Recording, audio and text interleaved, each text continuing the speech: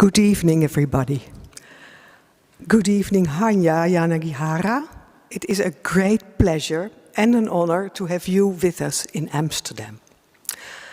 But most of all, thank you for writing this great novel, To Paradise.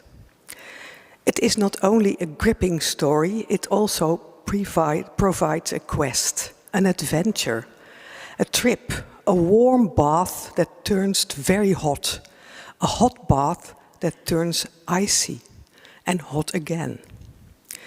In Paradise consists of 3 parts. These 3 parts dish out 3 periods in time: 1893, 1993, and 2093.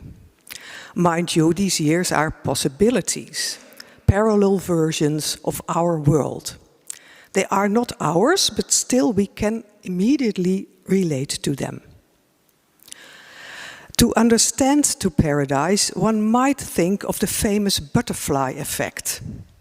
That is, the flight of a butterfly in Brazil could lead to a tornado in Texas.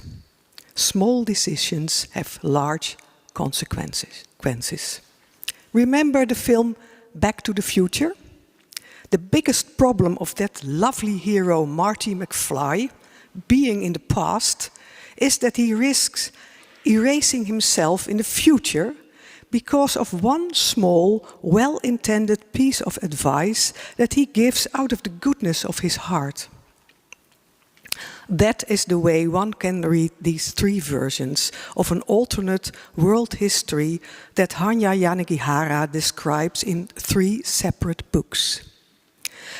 The miracle is that these 3 books, 3 novels, evolve into this one great book, To Paradise. The 3 novels depict 3 different worlds, but yet they are linked by names. In each of the 3 parts, Ms. Yanagihara showers the same names on different characters. David, Charles, Edward, and others, every time they are utterly different people. They aren't even versions of one another. But their names seem to suggest that they are related in a magical, mysterious way. What's in a name? Nothing, everything, whatever. What's in a name turns out to be a serious question. The characters tend to be all male, and suddenly there's one woman. Her name is Charlie. She turns out to be the most interesting person in this great book, the character into whom all the others seem to dissolve. To me, that is. Any other reader can and will have other interpretations, because, like all rich pieces of art, To Paradise imposes a personal relationship on its reader. I can sit next to you, I can walk hand in hand with you, and yet we will feel differently about these characters, as we will value differently the situations we find them in contrary ways. We live in the age of COVID-19. Vaccination keeps it at bay, but only after 2 years in its grip we know it has sunk its jaws in our throats and refuses to let go. We now all say we have to live with it, and we will learn to do so. Only 2 years ago, it was unfathomable that we would ever consider this fate. We would conquer it, and that was that. And now To Paradise has come out. It stunned its readers. Here was a writer who based her novel on this virus, and she wrote her book before it even attacked us. She seemed to predict our fate, including alarmingly true details and a range of chilling possible consequences of the pandemic. And now, since February 23, there's more. Now a war has broken out on the edge of Western Europe. Russia's President Putin viciously tries to overrun Ukraine for reasons that can only be labeled fake news. And what is the other pillar to paradise besides this all too real ongoing pandemic? The effect of a world war, including a reshaped world order. We do not know when this war will end, let alone how. We don't know yet if it can be contained or if it will turn out to be World War III. But we can be sure that balances of power will be shifted. They already have. The strange truth is, in her novel, To Paradise, Hanya Yanagihara not only supposes the all-too-real outcome of a pandemic, she also takes an advance on a post-war future, and it doesn't look good. The only comfort is that she does not predict, far from it. She suggests possibilities. We still have a way out. Reading To Paradise once more proved to me that a work of art, be it a play, a painting, a piece of music, or a novel, can evolve into a being in itself. It lives, it moves. It can touch you in unexpected ways and force you in strange directions. Reading To Paradise shocked me. It rocked my life. Certitudes no longer exist. Love exists, but can lead to disaster. I read, I enjoyed, I cherished. I got upset. I grew so sad. I experienced the proverbial loneliness of a long-distance runner, the long distance being life. That is what Hanya Yanagihara did to me, and now I can do nothing else but thank her for that.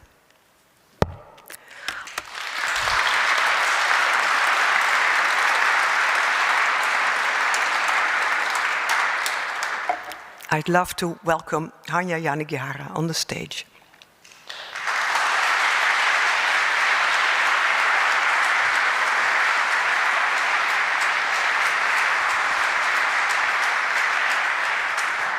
This is very...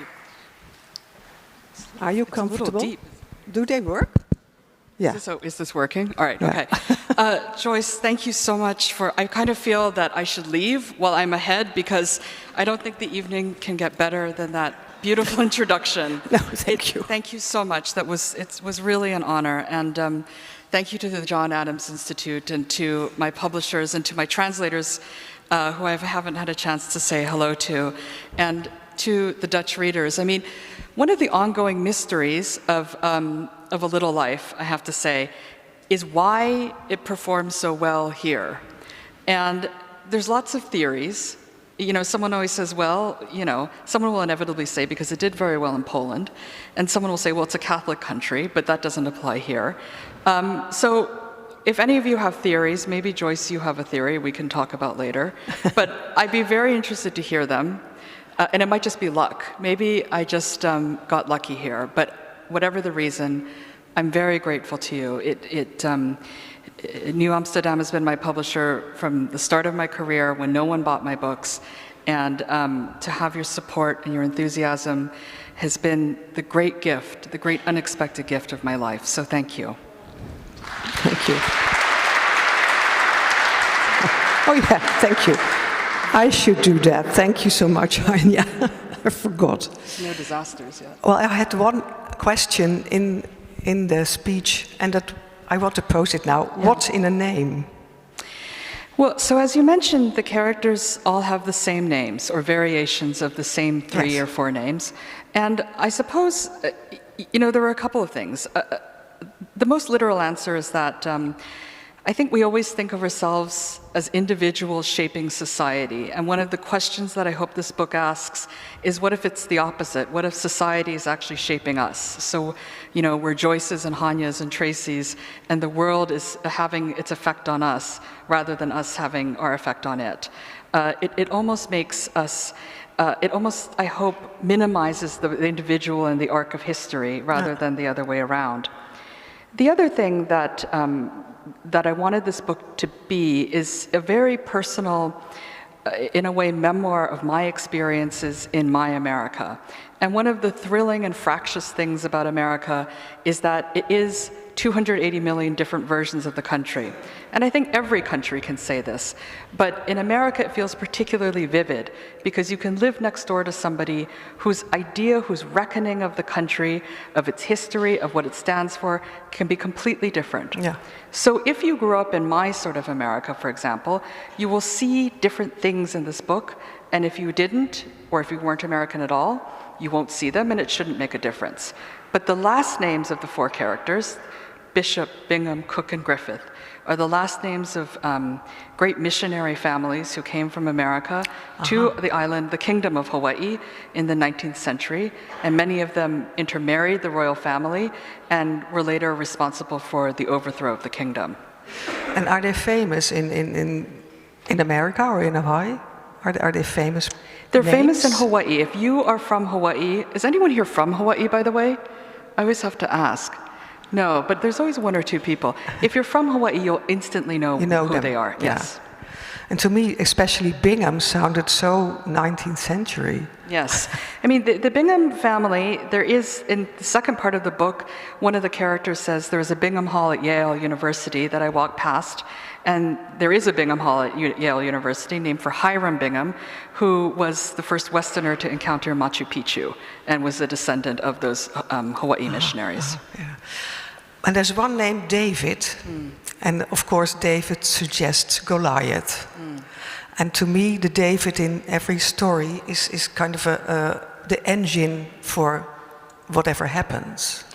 You know, that's very interesting. I never, you know, I did not grow up in a Christian tradition, so I did not grow up with the idea of paradise. I did not grow up on biblical stories. So I like that interpretation. It wasn't intentional. I was thinking more of King David Kalakaua, who was one of Hawaii's last kings and who's referred to in the second part of the book, yeah. Who is known by his Hawaiian name, Kavika. And so it's not necessarily that the characters' names are significant, but that the triangle they represent, that there is always someone who needs caring, there's always someone who provides that care, and there's always somebody who, in a sense, disrupts that relationship. It's more the chemistry of the relationship of these characters to one another rather than their names being actually representative of anything in history. Having said that, it's a great concept and I might take that. You're welcome. Writers steal all the time, right? So when this is the question, what's in the name, but obviously the next question has to be what's in the title. So the title is To Paradise, but the three books that the book consists of end with To Paradise, one after another and in several ways. So to me, the first book ends with To Paradise, to a new, possibly new life.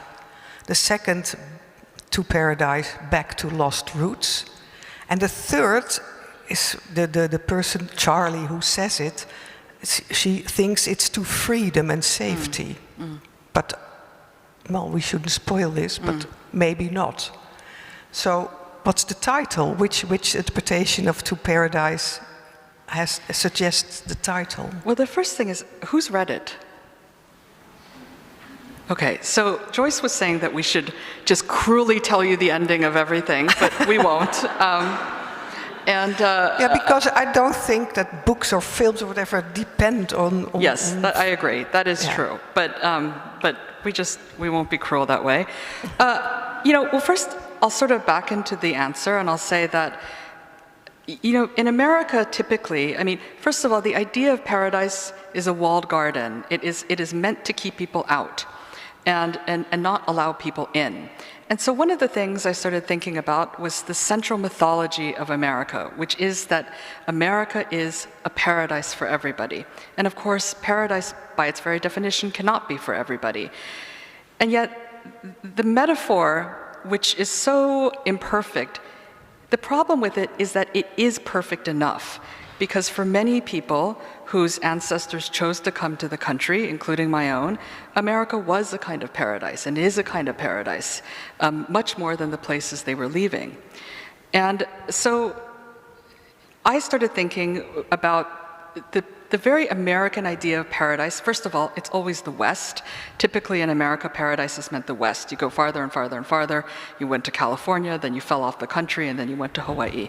But paradise is also, in America, something within.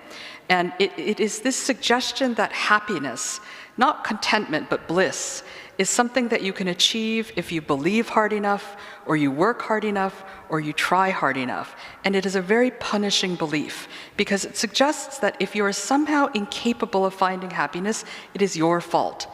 And I think that's a very dangerous way for us to teach our children how to think about what they should want in life and what the idea of happiness is. That it is something that is purely dependent upon their ability to achieve it. But in this book, you were talking about the ending. Each section of the book ends with To Paradise. And each section is unfinished in a way, or it suggests it is not definitive.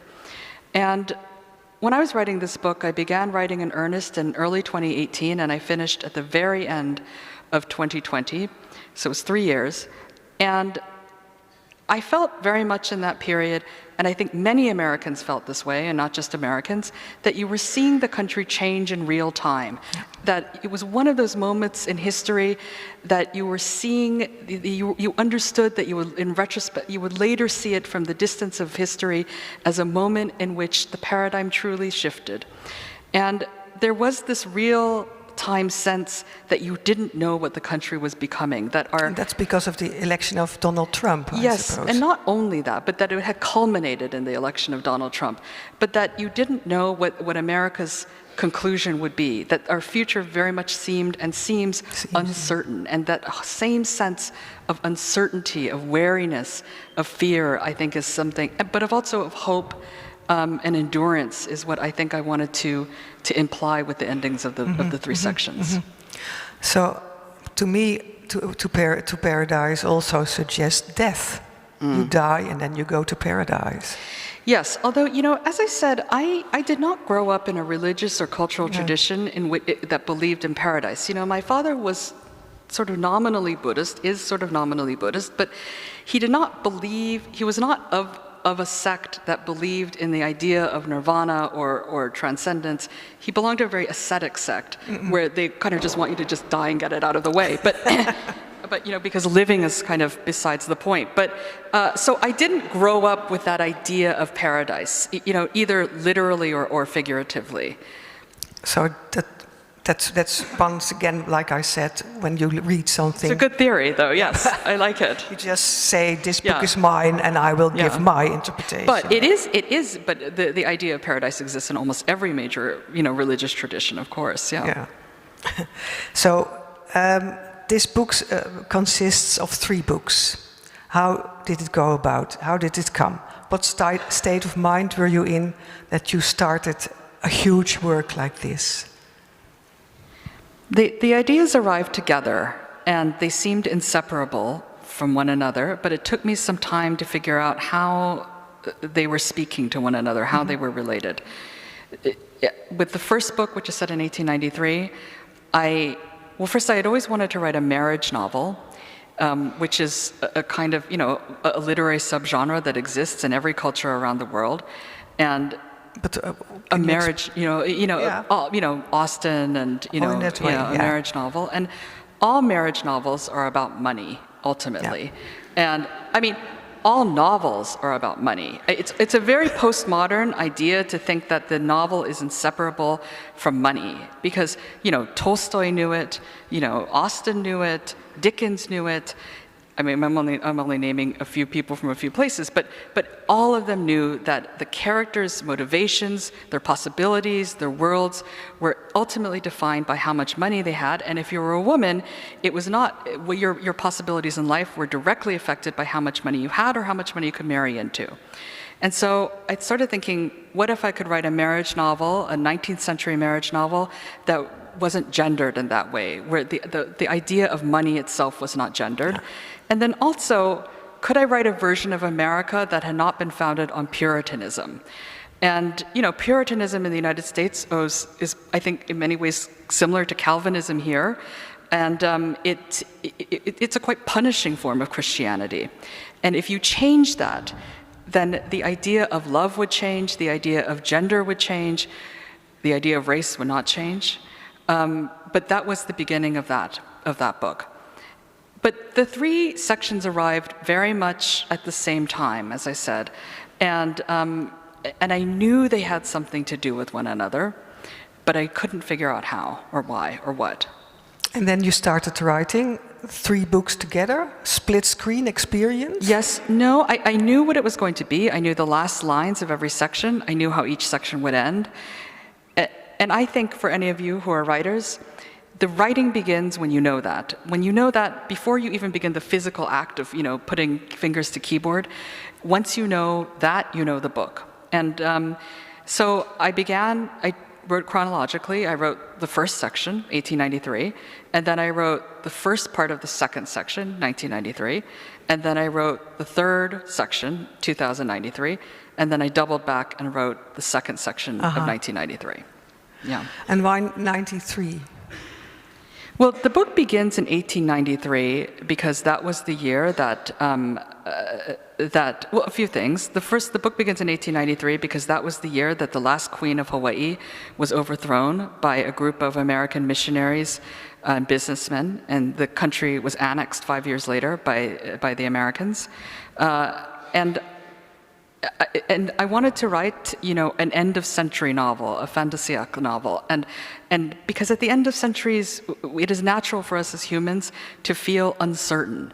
It means a redefinition of what history is. It's a very retrospective moment, and so I wanted these 3 books separated by 100 years, by the sort of active years of the American experiment. And I like organization in my books. I think I'm very good at structure, and I'm good at sort of mirroring, by which I mean that, you know, that there's a detail in the first that should reappear in the last, and I wanted it to feel mathematical in a way. And did you ever get confused by yourself? No. They were such distinct worlds, and world building is great fun. And it just has to make logical sense within the world you create. And the 3 books seem to have their own styles, literary styles. So the first book is based on the style of Henry James that you already told. Yeah. It is a construction like a novel of Henry James with the same title. And the other 2, what styles were they? Well, I wanted to write more of a modern novel in section 2, so it begins, the first part of that section unfolds over the course of a single night and is told in the third person, and then it moves into the first person narrative, which again is a very, you know, kind of not a modern invention, but a style we associate with modernity. And then the third part is told in an old-fashioned form, in alternating voices. One of which is a young woman talking to someone we don't know, maybe to herself. And the second part is a series of letters again. Letters, yes. I love epistolary novels. Yeah. Oh yes, which ones do you love? I love Richardson. I think that there's, for example, Samuel Richardson's books, and I think there's a reason the epistolary novel has endured, because the form is so intimate, but it's also performative. And, when I was in college, email was just becoming popularized. And so back in the day, you had to pay to make long-distance calls. And so it was much cheaper to write emails back and forth, to my friends in Boston or on the West Coast.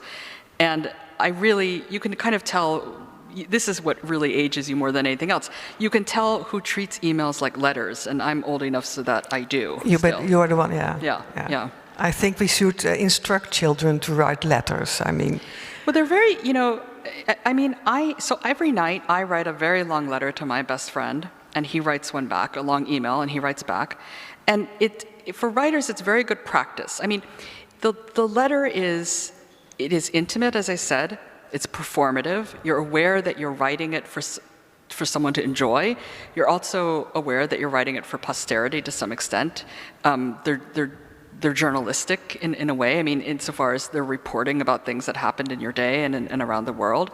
And they're very satisfying documents to write and very satisfying documents to read. And also, isn't it like that you, when writing a letter, you give more intimate details? Yes, I mean, when I so. speak, I keep my teeth behind my tongue behind my teeth, but writing. Yes, and you can say things that you wouldn't, you can say things in an email or a letter that you wouldn't say to someone's face or on the phone. And in the third part of your book, it seems that the person who is writing the letters is telling it to himself, also what's happening to him. Yes, I mean, I think it's a way, one of the human instincts is to narrativize our own lives, and he definitely is doing that. So he can understand him. Yes, he can understand himself to himself, yeah. The biggest variation on actual reality of the three books to me is that the blood ties are no longer important or of consequence. People marry, but marriages are arranged. Is that a thought experiment that you like, or is it something you think is important, or why? Well, I mean, one of the things that's always puzzled me is, after so many thousands of years of human civilization, why the idea of family has remained relatively narrow and rigid. And maybe it's our evolutionary tendencies to form what is known as a traditional family. But in the coming world, that might not be true. I mean, a family, the realization of a family depends on a society that allows it to exist, and it also depends on a certain amount of resources, and it depends upon the desire to procreate. We may no longer, but maybe it's ultimately based on resources, and that model may not be useful for in the distant future. But a friend of mine said, which I've appropriated as my own, he said that this book was very much about challenge the idea of what a parent was. Yeah. That maybe at the end of the day, a parent was an older person taking care of a younger person. And sometimes that older person was a literal parent, sometimes it was a boss, sometimes it was a grandparent, sometimes it was a lover. But as we enter in these three worlds, traditional family members are in shorter supply for various reasons. And so people have to make their own unions, and they do so with what they have available to them. In A Little Life, it was all the same, that the friends were substitutes for family. So, but don't you believe at all in blood ties? Well, I mean, I think it's a very useful social construct. No, I mean, but this is what I mean. There's a reason it's endured. It has not been relevant in my life. It's not been potent in my life. But not with your parents either? Yes, I mean, I love them very much, but but the idea that they are more important to me than anybody else, that they are paramount in my loyalties and affection, is not true.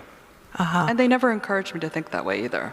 No, I keep asking this because I remember the moment my daughter was born, and I saw the child and I thought, if one person puts out one finger to her, I will bite it off. I mean, I have never had thoughts like that. Yes, but I think for those of us who are not a member of a family defined by blood or law, the idea of loyalties and affection and duty become different. Okay. I see Maarten Heijmans has arrived. Hi, Maarten. Welcome. So we have a little intermezzo now, where Maarten is reading to us a small part of book 3, I think. A Letter to Peter by Charles, isn't it? So please, thank you.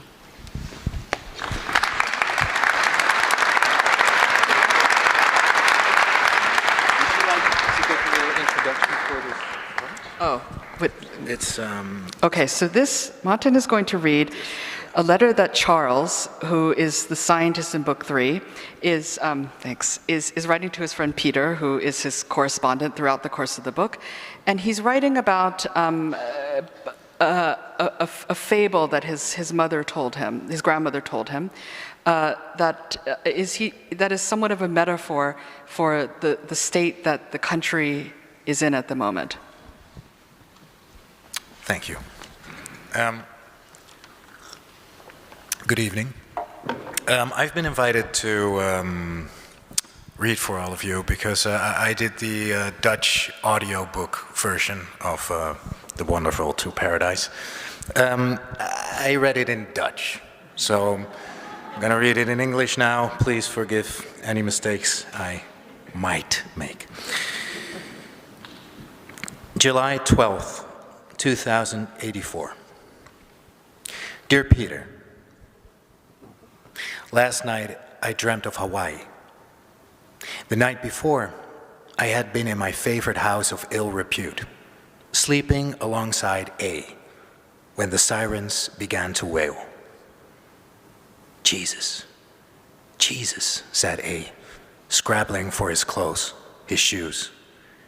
It's a raid. Men began crowding in doorways, buttoning their shirts and buckling their belts as they did, their faces blank or terrified. It was safer to be silent in these raids, and yet someone, a young man who does something injustice, kept repeating, "What we're doing isn't illegal. What we're doing isn't illegal," until someone else hissed at him to shut up, that we already knew that. We stood there, waiting, about 30 of us across 4 floors. Whoever they were trying to find wasn't guilty of homosexuality. The person might be under suspicion for smuggling or forgery or theft. And although they couldn't charge us for who we are, they could humiliate us for it. Why else then would they arrest this person when they knew he was here instead of quietly at his residence? It was for the spectacle of leading us single file out of the house, our hands raised above our heads like criminals, for the mortifying pleasure of tying our hands and having us kneel on the curb, for the sadism of asking us to repeat our names. "Louder, please, I didn't hear you," and shouting it to their colleague to run through the database. "Charles Griffith, 13 Washington Square North, says he's a scientist at RU, age 80 in October," and then a smirk. 80? You're still doing this at 80? As if it were absurd, obscene that someone so old should still want to be touched, when really it is the sensation you come to crave the most. And then there were the discomfort of the hours spent in a crouch in the street, your head bent as if in shame, the suspect long since removed, waiting for the theater to end, for one of them to get bored and release us, the sound of his fellow soldiers' laughter as they climbed back into their cars. They were never physically abusive with us. They never called us names. They couldn't. Too many of us had too much power. But it was clear they disdained us. And when we finally stood and turned for the house, you could see the street darkening again. The neighbors who had watched us through their windows, never saying a word, returning to bed now that the show had concluded. Returning to bed now that the show had concluded. I wish they'd just make us illegal. Someone, a young man, had grumbled after the last raid. And a number of people had begun shouting at him, asking him how he could be so ignorant and stupid. But I understood what he was trying to express. If we were illegal, we would know our position. As it was, we were nothing. We were known, but not named, tolerated, but not recognized.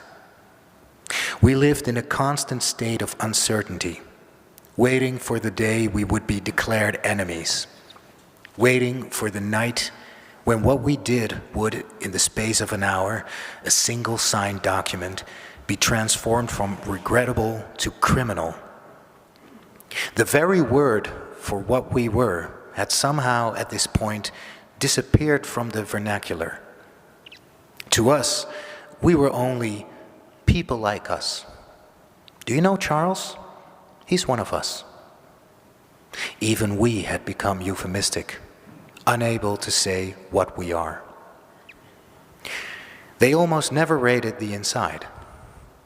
As I said, too many of us had too much power. And it was like they knew that the amount of contraband they'd find inside would entail so much processing that they'd be able to do little else for the following week. But there were chutes in each room that you could toss your possessions down. And the first place we went after going back indoors was the safe box in the basement, where we'd retrieve our books and wallets and devices and whatever else we had dropped.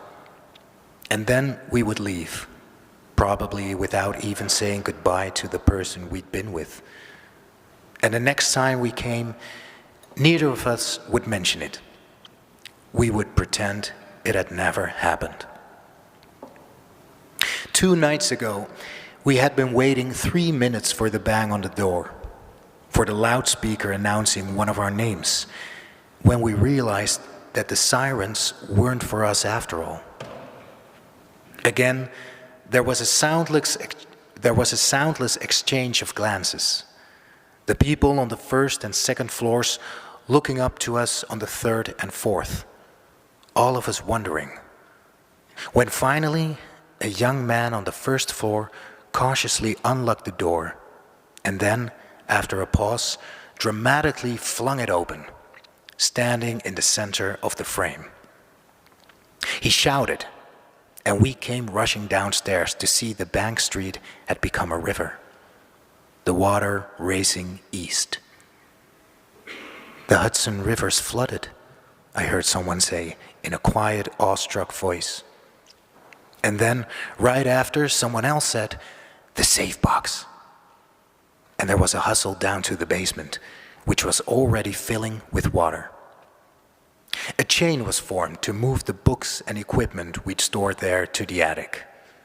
And after, we stood at the first floor windows, watching the water rise. A had a communication device, a kind I had never seen before, one different from my own. I never asked what he did, and he never told me. And he spoke into it, a few terse words, and 10 minutes later, a flotilla of plastic dinghies appeared. "Get out," said A, whom I had known only to be passive and somewhat whiny, but who had suddenly transformed into someone declarative and stern. His work persona, I assumed. "Everyone queue up for the boats." The water was now lapping up the front steps. "What about the house?" someone asked.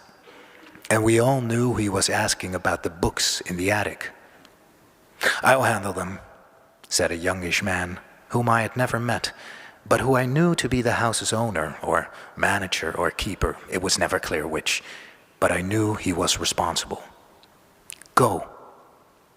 So we did.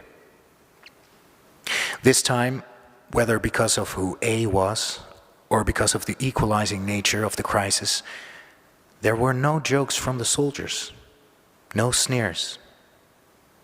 They held out their hands, and we grabbed them, and were lowered into the rafts. And the whole exchange was so matter-of-fact, so collegial. We needed saving, and they were here to save us. That you could almost believe that their disgust for us was an act, that they respected us as much as they did anyone. Behind us, Another fleet of boats was arriving, and now there was a loudspeaker announcement. Residents of Zone 8, evacuate your units, descend to your front doors and wait for help. By now, the water was rising so rapidly that the boat was actually bobbing on the water, as if atop a wave, and the puny motor was becoming choked with leaves and twigs. A block east, on Greenwich Street, we were joined by other motorized rafts moving east, from Jane and West 12th Street, all of us making our slow way to Hudson Street, where corps of soldiers were stacking sandbags, trying to hold the river back. Here there were emergency vehicles and ambulances, but I climbed out of the raft and left, walking east, never looking behind me. It was best not to get involved where you didn't need to.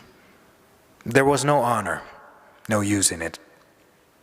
I hadn't gotten too wet, but my socks squished as I walked, and I was glad I hadn't worn my cooling suit despite the heat. At West 10th and 6th Avenue, a platoon of soldiers jogged by me, groups of 4, each holding aloft a plastic raft. They looked weary, I thought, and why wouldn't they be? 2 months ago, the fires. Last month, the rains. This month, the floods. When I finally got home, everything was quiet, though whether that was because of the hour or because some of the inhabitants had been conscripted to help with the efforts, I didn't know. The next day, Tuesday, yesterday, I went to work and did little but listen to radio reports of the flood, which had consumed a significant part of Zone 8 and all of Zone 7 and 21, from what had been the highway all the way east to, in some instances, Hudson Street. The Bank Street house had presumably been ruined. Someone will let me know for sure one way or the other. 2 people had died. An elderly lady had fallen down the stairs of her house on West 11th Street trying to reach the boat and had broken her neck. A man on Perry Street had refused to vacate his basement apartment and had drowned. 2 streets had been somewhat spared, purely from happenstance. The army had felled 3 massive deceased trees on Bethune and Washington early Monday morning, which had mitigated the flooding there. And on Gansevoort, the army had been digging a trench on Greenwich to reroute a deteriorating sanitation pipe, and this too had minimized the damage. Whereas a few years ago, I would have been outraged by the flood, its inevitability, the result of years of governmental inaction and arrogance, I found that this time I could summon little of anything. Indeed, I felt nothing but a kind of weariness, and even that I experienced not as a sensation, but as an absence of one. I listened to the radio and yawned, staring out of my office window at the East River, which David had always said looked like chocolate milk, watching a small vessel inch its way north, maybe to David's Island, maybe not. But if I could not find it in myself to feel anything about the flood, there would be others who would. The protesters who gathered each day in the square and were removed each night. I had expected a surfeit of them when I returned home. They had long ago discovered who among us were on the committee, and they had an unerring sense of when we'd arrive home each night.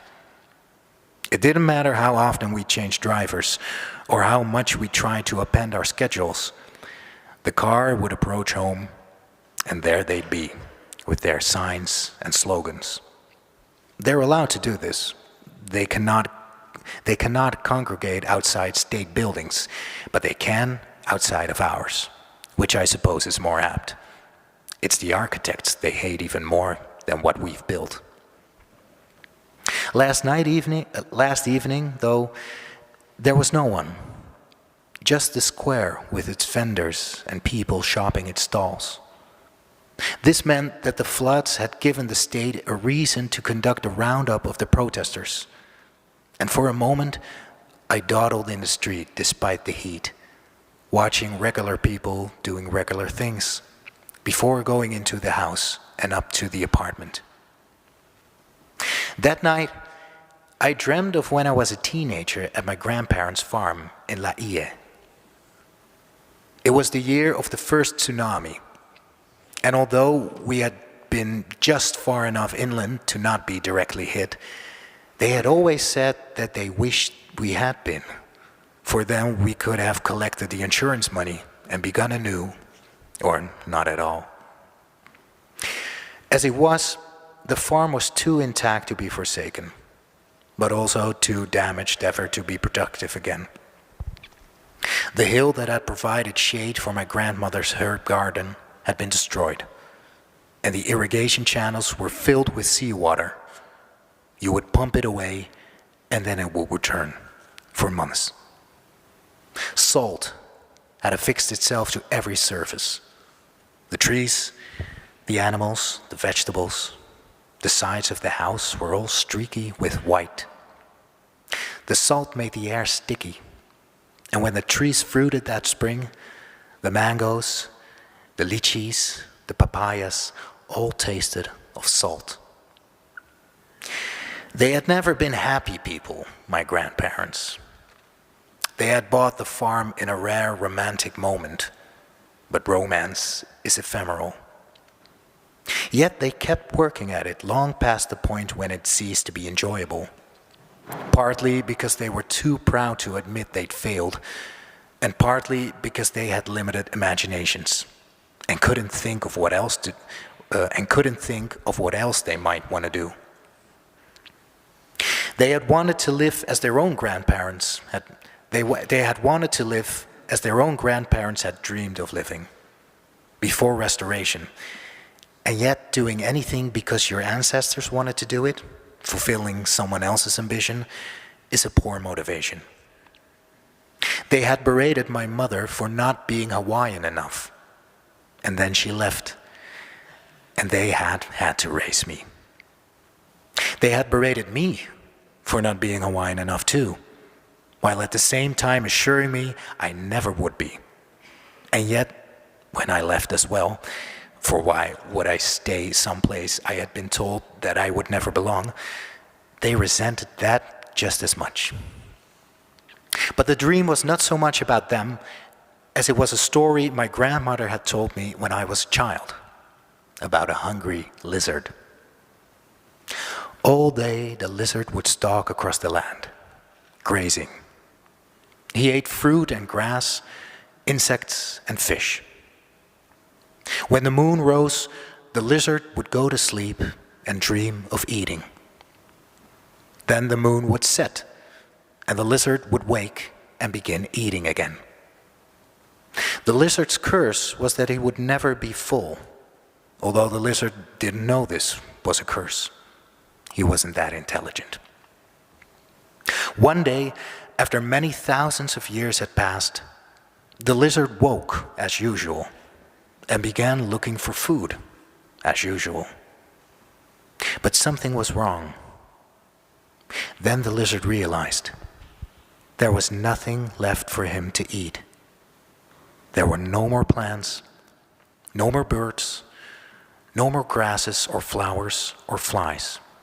He had eaten everything. He had eaten the stones, the mountains, the sand, and the soil. Here my grandmother would sing a lyric from an old Hawaiian protest song, and I'm probably pronouncing this wrong.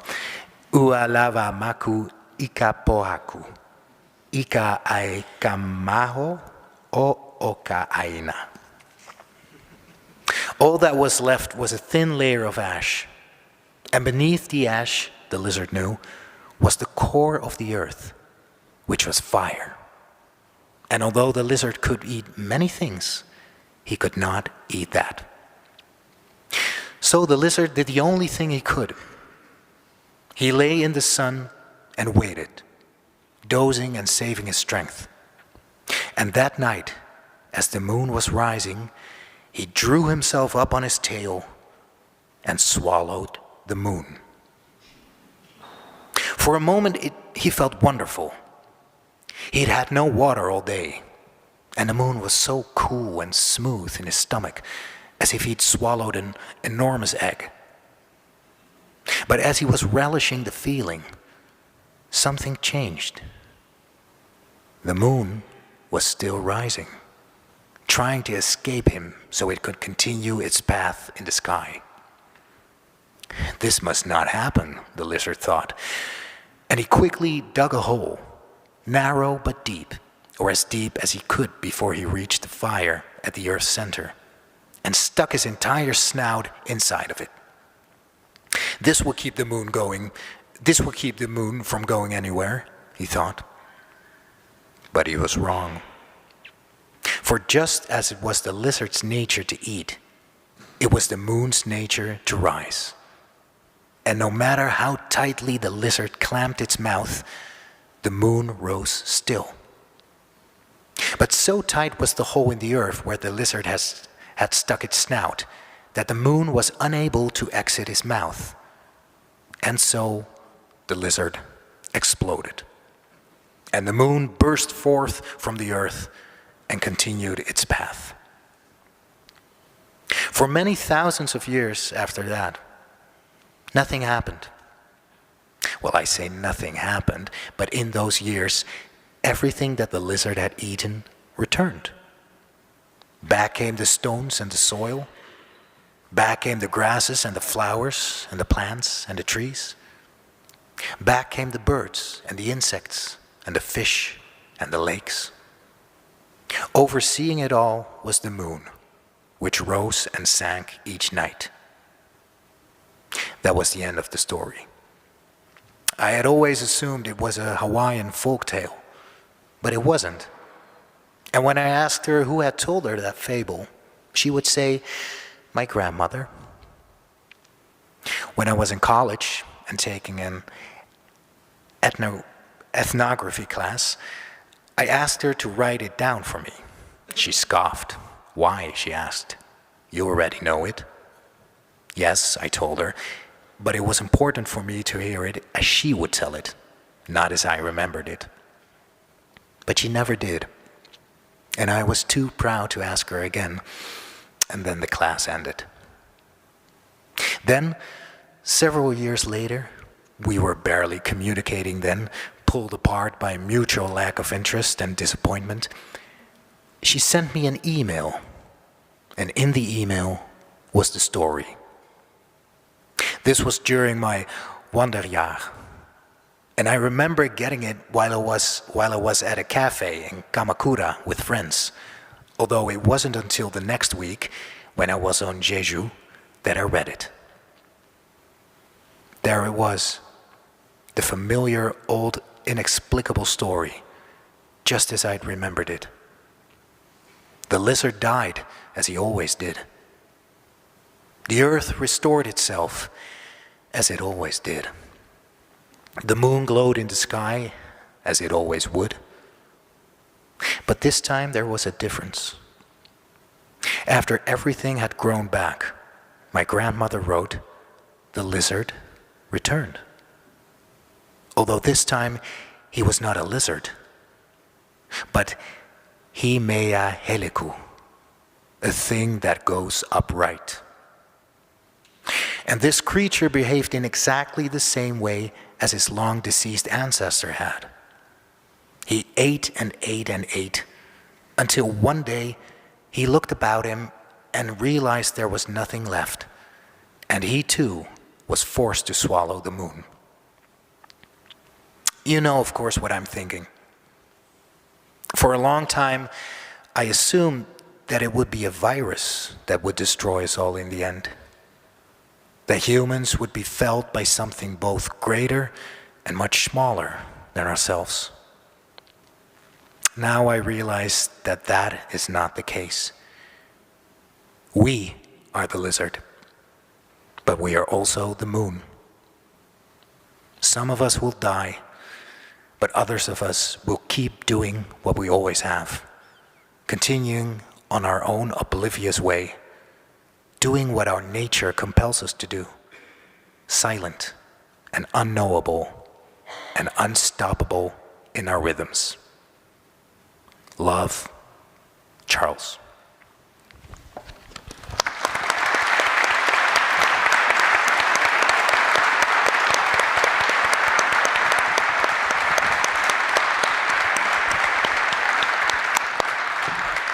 Martin, that was amazing. It's like you're an actor or something, you know? It was really, really brilliant. Thank you so much. Wow, the line that Martin actually did fairly well in reciting in Hawaiian is from an old Hawaiian protest song written when the Queen was being overthrown. And it's called the Stone Eating Song because there's a famous line in it that says, they're talking about turning down the Americans' money, and it translates to, we would rather eat stones, the wondrous food of our land, than accept money from the Americans. Anyway, thank you, that was really amazing. Wow. Thank you. About this fable or parable that consists the main part of this letter, where does it come from? Did you invent it, or is it a series? The fable, I invented it, yeah. Because it sounds ancient. Well, I love writing origin stories, and I'm very interested in countries' various origin stories, because they're so, and I think this is a good lesson for all writers, they don't get hung up on what's probable or what's logical or what's possible. They are written purely for the wonder of the story. And I always like to hear which stories very old people tell about themselves, old cultures tell about themselves, about how they came to exist and how they've come to make sense of who they are. Well, you fooled me. I thought now we get a story of the grandmother. We have 2 microphones, so maybe someone wants to ask a question. Now you have the chance. I've planted someone in the audience. If no one, there he is. Could you please go to the microphone? Hi, Hanya. Oh, is this on? Hello? Yeah. Hi. Yeah. Hi. Okay, I have a kind of a superficial question to start with. You have told me this once before, and I think it's quite interesting for everyone to know. I think your book, A Little Life, has one of the best covers ever of a book. And I wanted to know if you have a story about the cover of To Paradise. So I'm talking about the image that you used, the colors of the font, everything. Thank you for that good question. From someone who knows about color. It's the painter is named, I'm not going to pronounce his name correctly, but Hubert Vos, and he's a Dutch painter who, they believe he painted this in 1898, someone will tell, 1895 maybe, but at any rate, he painted it, he was mostly known as a painter of objects, of still lifes, and he also painted portraiture, and he's probably his best known portrait, I don't even know where it is, maybe it's in the museum here, he was the last Westerner to paint Empress Dowager Cixi. And his second or third wife was a woman who was part Hawaiian, Chinese, and American. And so that's how he came to Hawaii. And unlike many artists of his time, he did not particularly exoticize his subjects. And I knew of his work because there was a painting of his of a Hawaiian cowboy hanging in the Honolulu Museum of Art. So when we started to look for covers for this book, I knew I wanted something that felt out of time, that felt timeless. And I looked to see if he had anything, and he did. He had a painting of this boy named Iokepa, a Hawaiian fisher boy. And I love the expression in his eyes. It's almost like he's looking into the future and doesn't like what he sees. It's so wary, and it was the expression in his face that made the painting seem modern. And so the background was brown, and we changed it to black to make it look like he was emerging from shadows. But the other meaningful thing is, because Voss was probably painting this directly between the Queen's overthrow and her annexation, it also would have been a very frightening time for the Queen's people. That wariness in his eyes, which I imagine him looking into the future and seeing, could have also meant that he was looking to the future of Hawaii and not liking what he saw either. And it felt in a different, perhaps less immediate way than the Peter Hujar photo on the cover of A Little Life. It felt as if the expression and the intimacy and the emotion of the painting was doing a lot of work at telegraphing the themes of the book itself. And then I, as I told you, I really picked the neon Pantone, which is my great triumph and contribution to that cover too. Someone else with a question.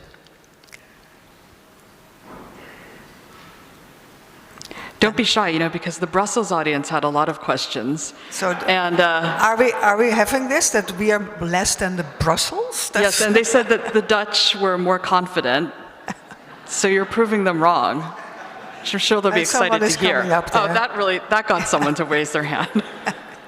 Oh. Hi. Hi.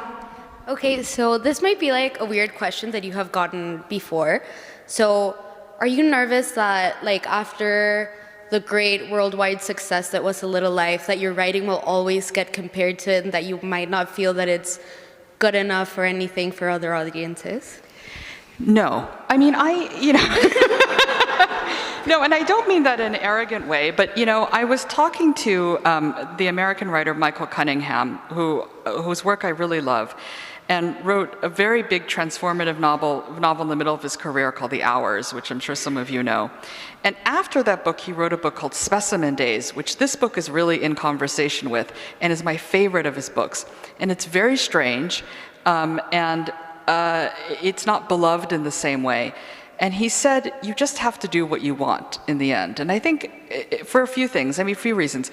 I think you should always challenge yourself to do something difficult and frightening and ambitious with each artistic project. Second, I think if you try to repeat what you did, the reader knows it and gets suspicious, and the entire project begins to seem cynical. I'm perfectly at peace with the fact that A Little Life was such an inexplicable and unrepeatable one-off that it was just such, the alchemy of how that book reached so many people is not something I can explain. It's not something the publishers can explain, because if they could explain it, they would do it for every book. So I'm perfectly at peace knowing that it is, not only highly unlikely, but almost certain that I'll never experience another publishing moment like that one. So I think the only, if you're a writer yourself or an artist, the only thing you have to do is make something that feels challenging and difficult and satisfying, and that's it.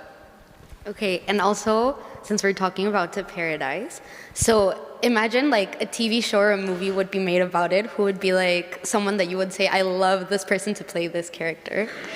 Well, it's interesting you should mention that. So the book has been rejected by 45 networks, streaming services, and studios in the United. Have you read it? A Little Life and To Paradise. Okay, so you'll understand this. So there was one network who was interested. And it was HBO, and I met with them and they said, well, what would you do with it? And I said, well, I would either take part 1 and I would make it an anthology series, and each season would follow someone, in the Bingham circle. And they said, well, historical shows don't sell. And I said, well, what about Bridgerton? They said, that's different. And then they said, what about the third part? And I said, well, you could do the third part, but I want the casting to be racially true. So Majid, another actor in this, has heard me kind of go on about this, but who's in this audience. But so I said, that means you need a Polynesian actor to play Charles, one of the protagonists, and you need a Polynesian actress to play Charlie. If you can't get a Hawaiian or Polynesian actor or actress, I would accept a Maori actress or actor. And they said, okay, well, what about The Rock? For Charles. Now, Charles is a virologist who ages from about 45 to 80 in the course of the book. and no disrespect to The Rock, I mean, you know, I'm sure he's a great guy, but I'm not going to have The Rock play, you know, Charles. And that was their only idea. And so I'm pretty sure that that idea is dead in the water. Okay, thank you. Thank you.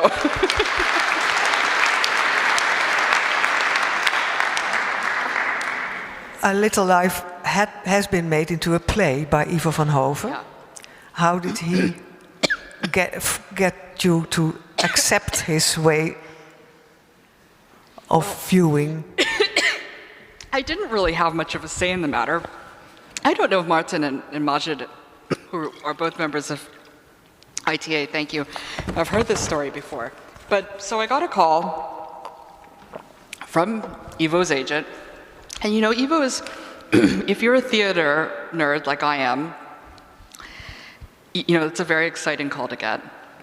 And so I met with him, and it was pretty clear. My agent said, if you do this, it's going to be his way, and you just have to sort of stay out of the way. So we had a conversation, and he had great ideas. I mean, you know, one of the reasons you go with him is because he has such a subversive sense of what the theater is and what it can be made to do. And we had some sort of, you know, arm wrestles about certain subjects. Can you give an example? Well, yes, I mean, I wanted the casting to be racially true, and he, you know, and he explained that wasn't possible for a number of reasons, and, you know, and that it's a different market here than in the US. In the US, you'd have to. But I had very little to do with it. He ran some ideas by me, some of which actually made it to the stage and some of which didn't. But, you know, for those of you, I assume many of you have seen the production here. You'll know it is really an astonishing production. And one of the things I love about it the most is how he really uses the stage and the possibilities of the theater. And I don't think that a work should move to another genre unless the person who's creating that new work is really going to use the medium as much as they can. So I mean, if those of you who have seen it, I mean, I thought some of the spectacular innovations were, I mean, there's a part where Ramzi Nasser playing Jude is in great pain and suddenly the house lights go to bright white. And there's another, and the actor playing Harold spends most of his time cooking or cleaning on stage. And so the sense of parenthood, of fatherhood, you know, of bleach and of stew follow him around the entire time. And I just thought activating a live space like that in a way that felt so immediate and visceral, I think that's only something he could have done. Yeah. Or something only he could have done. And the first time you saw it, did you think, well, this is no longer mine? The book is no longer mine. You know, the book is the reader's, and you know, in a way, I mean, my relationship to the book now is simply that I feel somewhat like it's a child who's gone off into the world and never calls, and that's fine. I mean, the book is the reader's, and your job as the author is to not disrupt the reader's relationship to it. You know, a reader has a very intense and very emotional and very intimate experience with a book in a way that, say, someone watching a play does not have, I think, because it is an individual experience. And so, as the book's author, you are not there to dispute or disrupt or in any way upset the reader's relationship with that book. It is theirs, and there's nothing you can do. And it's a joyful thing when there's nothing you can do. With the play, because it was easier because I understood it was Ivo's interpretation. Had I been more involved, I think it would have been a much more fraught process for me. Having said that, you know, I hope to meddle in future productions of it. Don't tell Ivo, Martin. You too, Majid. There's a question. Good evening. Hello. I enjoyed reading your book tremendously. It was a bit difficult. I told my daughter, I finished the book, but it was hard work. And the hard work is that the characters are so real. I was so intrigued as to what the end would bring to them. It was really the beginning according to each end, there was a beginning to a new life. And you just said, well, the book has come to an end and it belongs to the reader, so I think I'll just have to fill in the future of these characters. But are you ever going to tell us about what you thought might happen to these people? If you come to the signing line, I'll tell you. Okay. Thank you. Thank you. And there's someone else. I actually have a related question. Yes. So you addressed this earlier when you talked about kind of resolution and how there's not really definitive resolutions in To Paradise. Yeah. And I find that to be in pretty stark contrast to A Little Life, which you do have pretty stark, at least for a lot of the character arcs, very definitive endings. Yes, that's true. And I think that this, I could be wrong, but I think is also speaking to the different themes of each book. And that, for me at least, when reading To Paradise, I felt like it put me in this position in like, I am now of this kind of, in the uncertainty of that character in the moment. And it seems like To Paradise is maybe more concerned with this change and transformation, whereas A Little Life was more about the inescapability of your past self. For example, I'm thinking in particular of the axiom of equality, x equals x equals x, you know? And so is that kind of what you were going for? Or would you maybe expand on that a little bit? No, that's a very good theory that, again, I might steal, so thank you. I mean, you know, but this is what I mean. I mean, I think readers do see something in the book that you don't see and that the author doesn't see. You know, I always thought, I say that both books share a quality of being against history fundamentally, by which I mean A Little Life was very much, it was written to be out of time. It felt, I hope it felt timeless. You know, there was no historical dates, there was no historical events. It could have existed, I wanted it to feel like it existed in the permanent present. This book is against history in a different way. It takes history and it takes from it what it wants and you know, throws away the rest. And so again, it doesn't have a fealty to history. But I suppose I wanted A Little Life to feel like a closed circuit. You know, it should have felt, it should have had the emotional engagement, but also the conclusion, the certainty of conclusion that a fairy tale has. And fairy tales do not leave unclear endings. They are meant to teach a lesson. And although the book is not meant to teach a lesson, it is meant to exist in a universe of its own. Whereas this book, To Paradise, is very much supposed to be an inquiry into what it feels like to be in America in the present. And you know, there is that Buddhist saying that whenever you talk about the present, you're actually talking about the past. And when you talk about the future, you're actually talking about the present. And so this sort of present tenseness works in a different way in this book. And I wanted it to feel like history in this moment feels, like it's not written yet. Oh yeah, that's, I have more questions, but I'll leave it. Yeah. Thank you, yeah, you nailed it. Thank you so much. Hi. Hi.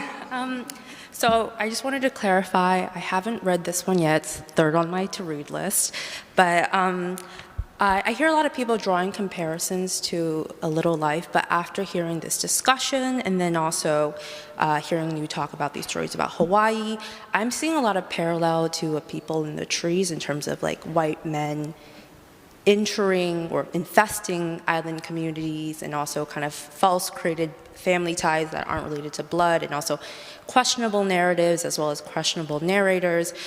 So I was wondering, was this story somehow connected in terms of like was the idea connected when you were writing that first book? And then like, did any of the research process translate as well as kind of like, I was wondering if there was any ties as well.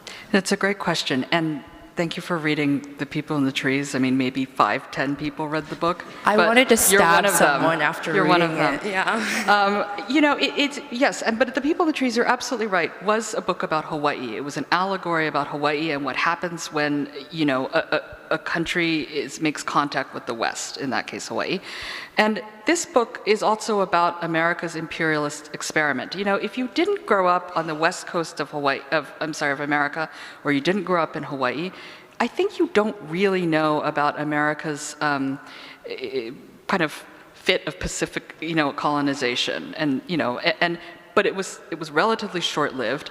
But it is a part of American history that is simply not discussed, I think, that much, unless you are from the West or you're of Asian descent.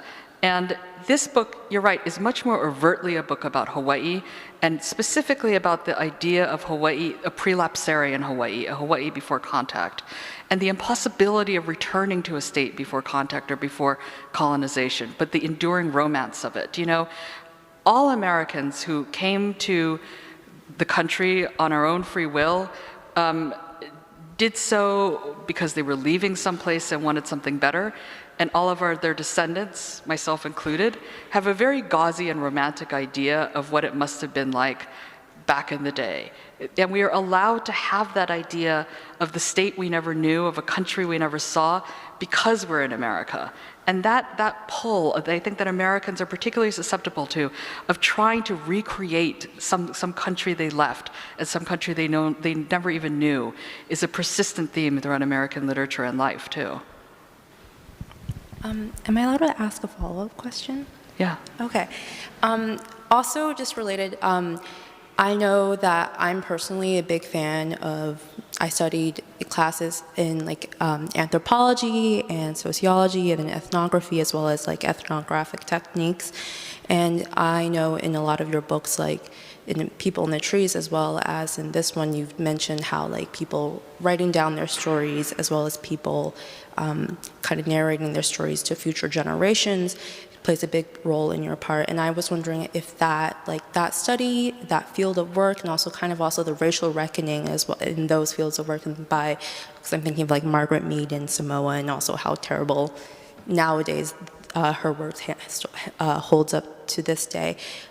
Is that something that you have taken classes in the past, or like is that something that is present in your work? It's not something I've taken classes in. And I think one of the, you know, I'm not of Hawaiian blood myself, and so everyone who lives in Hawaii is living with the reminder of what happened to that culture and that country.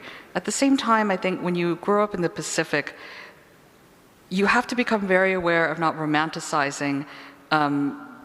You know, it's a different kind of discrimination to say that certain cultures are purer or more meaningful or richer.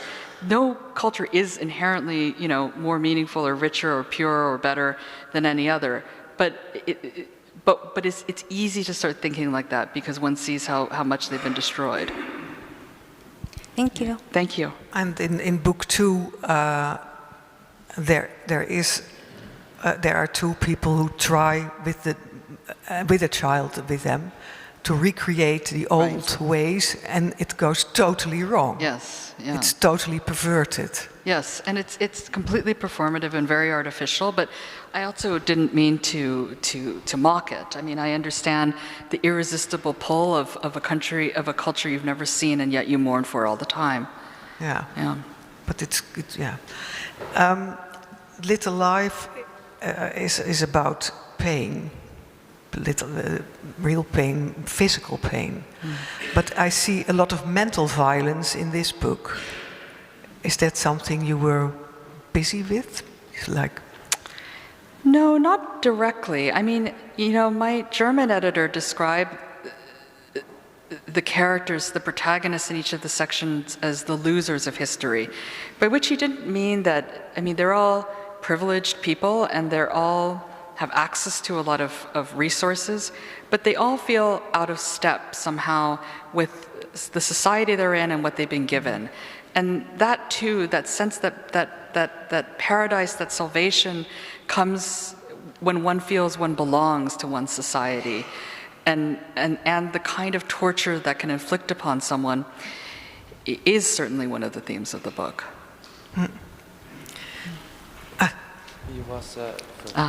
okay. I was wondering, given what you just said about taking what you want from history and leaving the rest, what motivated you to write this kind of alternative history with regards to queerness the way you did, given that there is a lot of wiggle room there? Oh, sorry. Yeah, we couldn't understand the question. I'm sorry. I must say I couldn't understand. Could you repeat it, please? With regards to taking from history what you want and leaving the rest, I was curious as to why you chose to write an alternative reality surrounding queerness in the way you did, because there is, of course, a lot of wiggle room in that area. I think, well, first of all, obviously, you know, people who would now be called queer have existed in every culture throughout history and throughout time. I think one of the questions that, if this book has been predictive of anything, one of the conversations I think it predicted was the one that we're having on a national scale in the country, and that regards American history. You know, who gets to write it, who gets to star in it, who gets to edit it, you know, who gets remembered in it. And I think, you know, at the magazine I edit, we ran a story a couple of years ago about queer artists who are actively writing queerness into history, you know, whether it's someone like Sarah Waters, the novelist who wrote Tipping the Velvet and writes lesbian lives into, you know, Edwardian Victorian England, or whether it's someone like the American playwright George C. Wolfe, whose play The Colored Museum does something similar. Or there's this wonderful artist whose name I can't remember, who takes Dust Bowl images from, you know, from the WPA era in the Great Depression in America, and tweaks them a little so it looks like a lesbian, a completely lesbian town. But I suppose one of the things I'm always interested in, and this book is interested in, is, you know, the stories that we know about this country, about America, are only the stories that have been written down.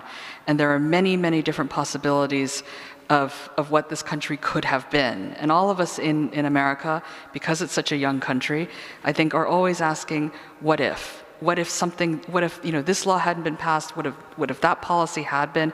What would this country be? And so to try to imagine a different kind of past for America, in which those stories, which have always existed but got to be told, I think is not only a fascinating exercise, but also something that the country is involved in real time right now. Definitely. Thank you. Thank you. Please.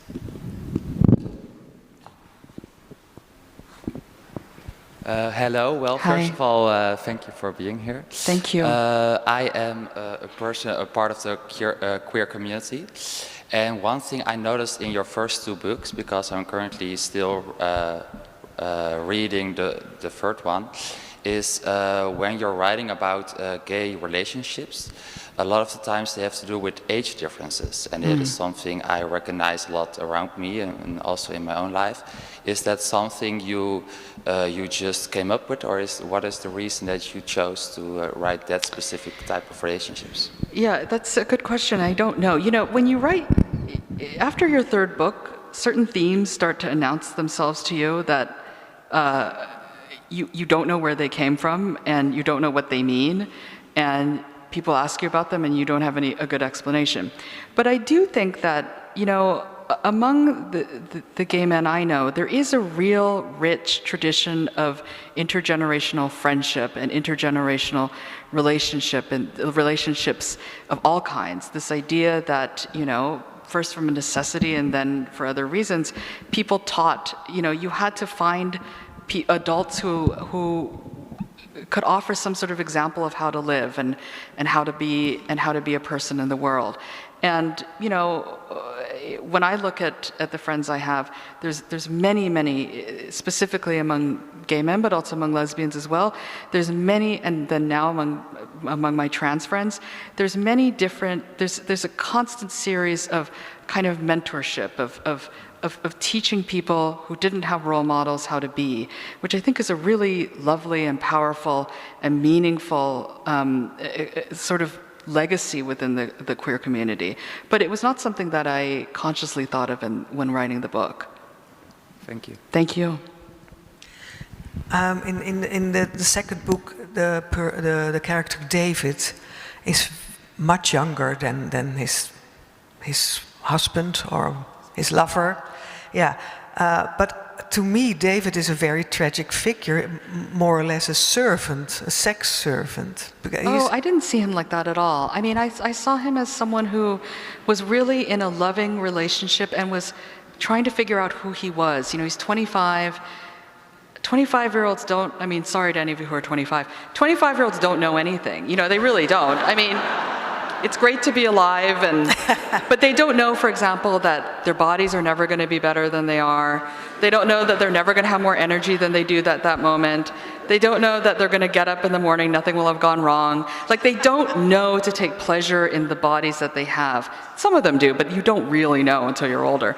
But I think of David in the second part of the book as a very typical 25-year-old. You know, he's someone who needs a lot of love and has a lot of love, and is in his age is intertwined with confusion that he feels about his race and about his class and about what he's lost.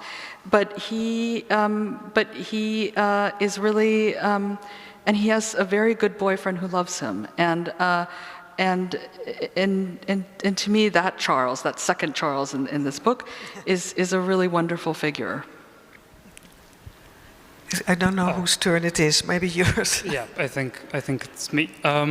So first of all, Hanya, thank you so much for sharing your gifts with us. I'm sure everyone in this room appreciates every chance we get to revel in kind of the misery and suffering and the human pain of your books, which is very cathartic, but always a pleasurable experience.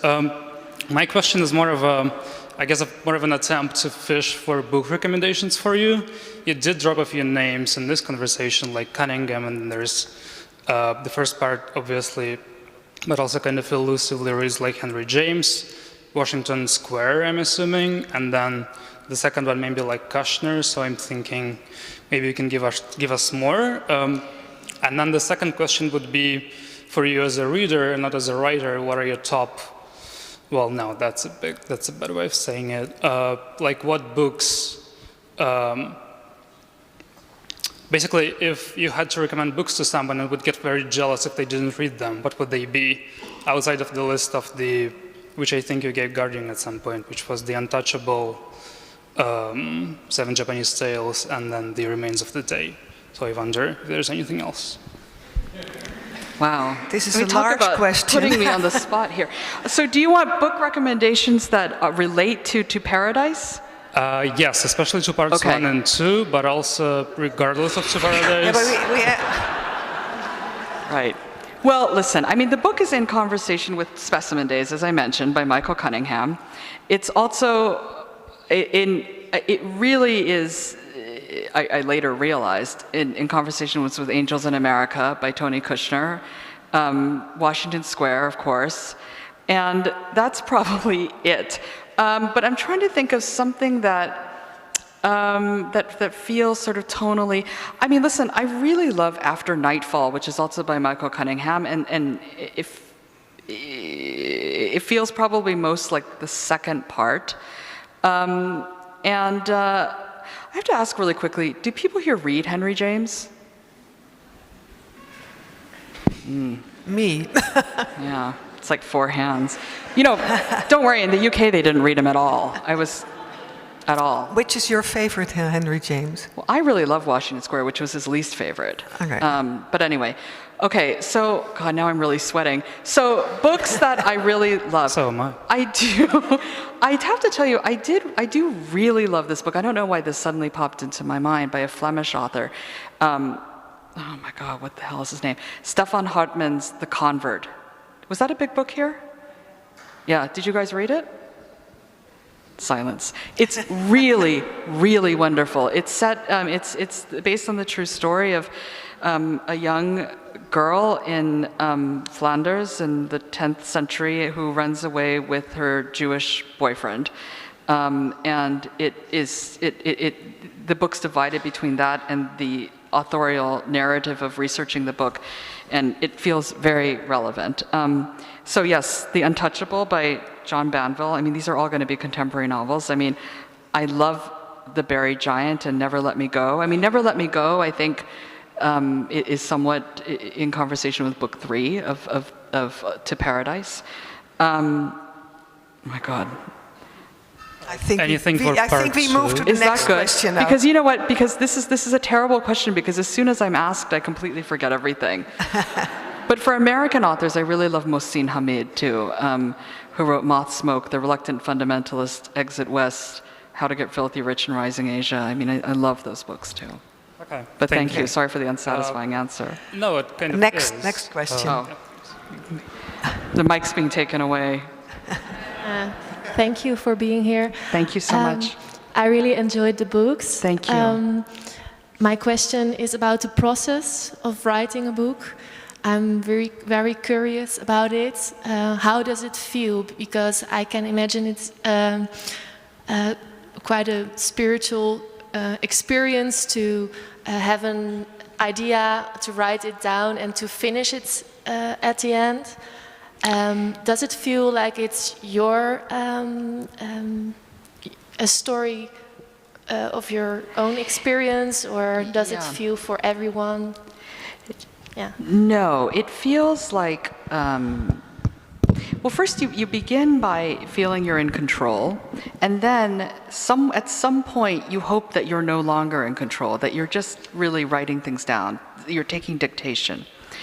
And then when things are going well, and you feel like you're sailing and you have wind behind you, you just want to stay writing for as long as you can. And then there are long stretches of time in which you just want to throw the whole thing in. And then you get so sick of it, you can't wait to turn it in. So it's less, I wish it were more of a spiritual experience. And it can be at times. But over the long course of it, no. I mean, I had this dream, this recurring dream when I was writing my first book, which took 16 years. And the dream was that I would wake up and I would go to, I literally had this dream. I would go to my computer and it would be magically done, like elves had come and finished the book for me. And there's some sort of very disappointing thing that happens when what's in here you try to translate what's in here and is so shining and perfect to what's to the screen. Something in that short journey, something really gets lost often. And that's the most frustrating thing. It's not making your characters not do what they want to do or so on. It is that there's something intangible gets lost on the journey itself. So I hope you're not a writer and this hasn't, depressed you. You are a writer. Yeah, I'm sorry. Yeah. It's nice to hear. I think we have time for one more question. Yes, last question. Wow, that's some pressure. Yeah, it is. Hopefully my question would translate from here to the mic. You mentioned that this book is kind of your, not reckoning, but like your take on what is it to be living in America in the current days as somebody that is kind of becoming an adult in these times. And right now in America, there's work reforms, there's a lot of kind of unrest. Do you have any advice for a young person in modern days, or as To Paradise, kind of like just your encapsulation of your ideas for that? Listen, I'm glad I'm not young right now, and I'm sorry, that's like not a great answer, but it's very hard because every system and every generation older than you has really failed you. I would say that, I would say don't be bitter and try to take as much pleasure as you can and try to, and I think, you have a difficult, for those of you who have been raised with so much access to news, I think it's important to look at the hard things as much as you can. But I think when you also have to decide what avenues of information to cut off. And I don't mean stop watching the news or stop reading. I mean that you should stop looking at things that are about judging other people's appearances or lives. And as much as you can, you should travel and feel uncomfortable. And I think that is the best. I wish, if you can, and more of you can here than we can in the United States. But the most useful thing that I did as a young person and as a writer was find myself in situations where I felt occasionally unsafe, but often simply confused. And the privilege of getting to do that and the necessity of getting to do that, to watch humans in many different contexts move and talk and think and worry is the best experience a writer can have, and I think also the best thing a young person can do. Yes, I'm very uncomfortable right now. Thank you very much.